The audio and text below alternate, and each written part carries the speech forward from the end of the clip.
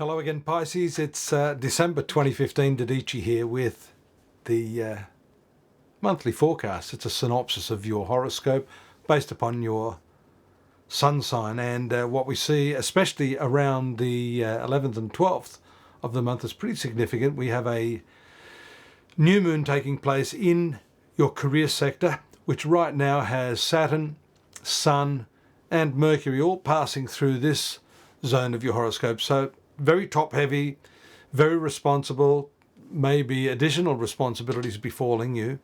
But obviously around the 12th, when the new moon takes place, a chance for you to very much take your career in a very different direction. So I'm interested to, focus on this, especially because we see in the earlier part of the month, on the 2nd, Mercury from that position creating a fine aspect to Uranus, Mercury creating a difficult aspect through this period to your sun sign, and also to Jupiter, which is taking place in the 7th house. So these are important transits. They're all occurring in what we call the foreground of the horoscope, and they're pivotal parts of the horoscope. This Jupiter has to do with relationships, importantly the most intimate relationships such as marriage, pardon me, or business partnerships that in a way are sort of like marriages, aren't they? And then your sun sign, which also has the ruling planet Neptune passing through it right now.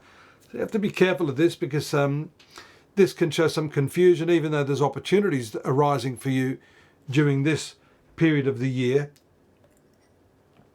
Self-doubt is something you need to put behind you if you're going to make the most of that new moon that takes place on the 12th.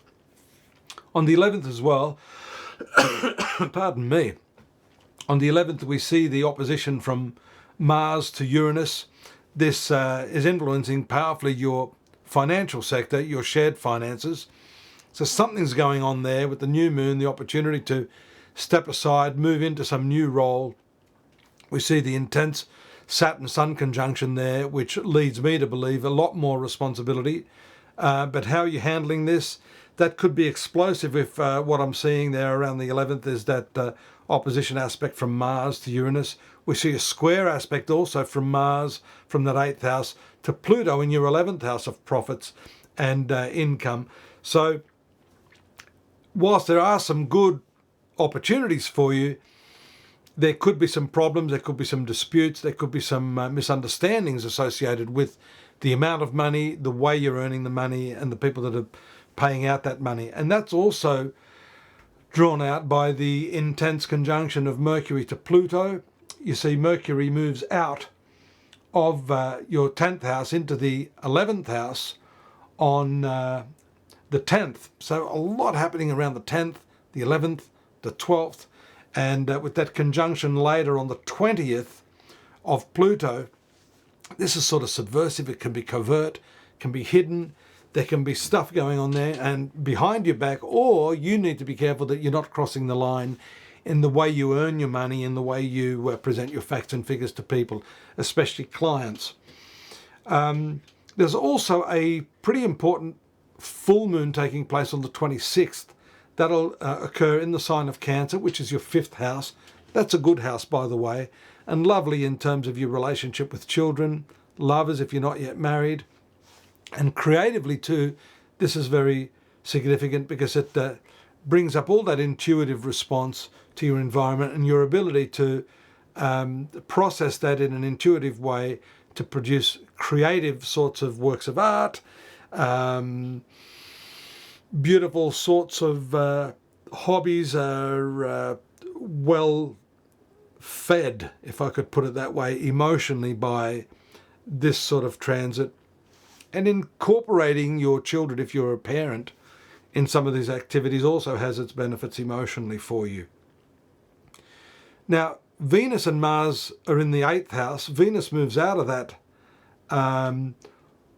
at the very end of the month into your 9th house of journeys, long distance romance too, because Venus is the planet of love. But while it's there, especially with Mars there, this can be rather passionate.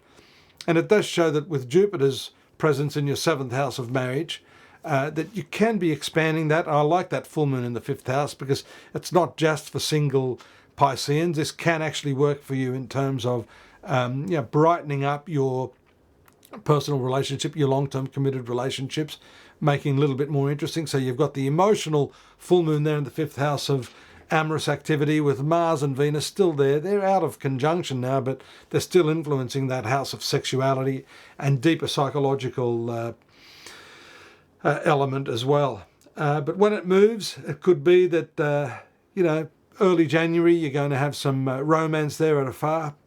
And we'll talk about that later because that's for next month. The other transit you need to be careful of is Mercury in the right angle to Mars. I found that has some deceptive qualities as well, along with that Mercury moving into conjunction with Pluto. So this sort of aspect is a tough one. It means you might try to sidestep some sort of problems by stretching them, bending the truth. Someone else may do that to you. It's in the house of friendships. You may have some intense sort of moments with a friend under these transits. So be careful of that. Stay well. Enjoy your Christmas.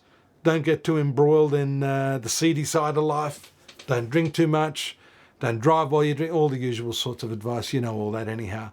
But I do wish you the best for Christmas. It's the end of the year. If you want to know more, take a look at this link, or better point to the right one, somewhere here, astrology.com.au for a more detailed analysis, and the 2016 yearly horoscopes are now up, and you can contextualize what I've just said here with what's coming over the next 12 months. And I look forward to your company in the new year. Take care. Thanks. Bye-bye.